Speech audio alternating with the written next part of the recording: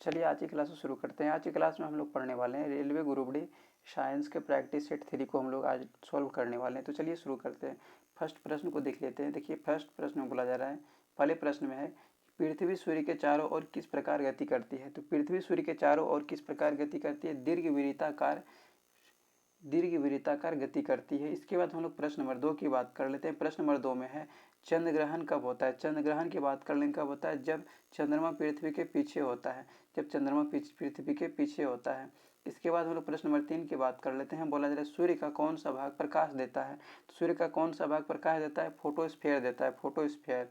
इसके बाद हम लोग प्रश्न नंबर 4 की बात कर लेते हैं। बोला जाए जल का रासायनिक सूत्र क्या है। जल का रासायनिक सूत्र की बात कर लें क्या हो जाएगा? H2O हो जाएगा। इसके बाद हम लोग प्रश्न नंबर 5 की बात कर लेते हैं। प्रश्न नंबर 5 में है कि न्यूटन का तीसरा नियम है। न्यूटन का तीसरे नियम की बात कर लेंगे तो क्या हो जाएगा? प्रत्येक क्रिया की समान और विपरीत प्रतिक्रिया होती है। प्रत्येक क्रिया की समान और विपरीत प्रतिक्रिया होती है।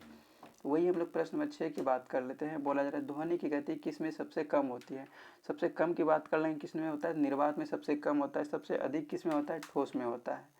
वही हम लोग प्रश्न नंबर 7 की बात करते हैं। बोला जा रहा है दूध को गर्म करने पर ऊपरी परत किसकी बनती है। तो दूध को गर्म करने पर ऊपरी परत की बात कर लेंगे तो किसकी बनती है? तो किसकी बनती है? तो इसका सही आंसर हो जाएगा फैट बनती है, फैट। इसके बाद हम लोग प्रश्न नंबर 8 की बात करते हैं। प्रश्न नंबर 8 में कि बल्ब का फिलामेंट किससे बनता है। तो बल्ब का फिलामेंट की बात कर लेंगे किससे बनता है? टंगस्टन से बनता है, टंगस्टन से। इसके बाद हम लोग प्रश्न नंबर 9 की बात कर लेते हैं। बोला जा रहा है प्रकाश का परावर्तन होता है। तो प्रकाश का परावर्तन की बात कर लेंगे किस पे होता है? सभी विकल्प से सही हो जाएगा। इसमें चिकनी सतह से भी होता है, खुदरी सतह से भी होता है और दर्पण से भी होता है, सभी से होता है। इसके बाद हम लोग प्रश्न नंबर 10 की बात करते हैं। बोला जा रहा है पानी के नीचे सिक्का टेढ़ा क्यों दिखता है। तो पानी के नीचे सिक्का टेढ़ा क्यों दिखता है? ये अपवर्तन के कारण दिखता है, अपवर्तन के कारण। इसके बाद हम लोग प्रश्न नंबर 11 की बात कर लेते हैं। बोला जा रहा है मनुष्य के शरीर में रक्त संचारित करता है। तो मनुष्य के शरीर में रक्त की बात कर लेंगे कैसे संचारित करता है?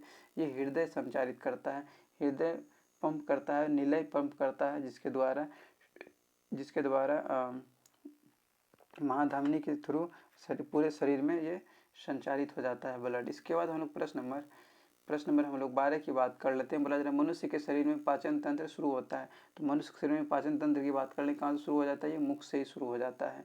इसके बाद हम लोग प्रश्न नंबर 13 की बात कर लेते हैं। बोला जा रहा है 1 न्यूटन बल बराबर होता है। तो 1 न्यूटन बल बराबर कितना होता है, कितना हो जाता है?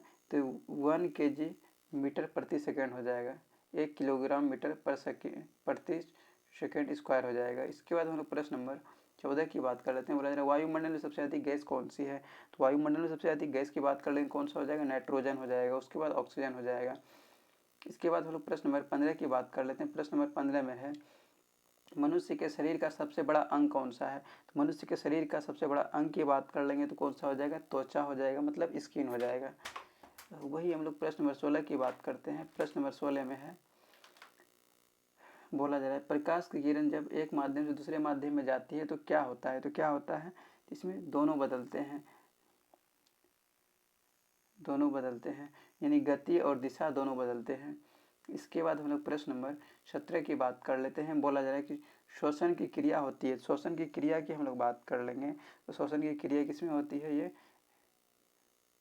एक मिनट, क्या बोला जाए? श्वसन की क्रिया होती है तो कहाँ पर होती है? श्वसन की क्रिया कहाँ पर होती है? फेफड़ों में होती है।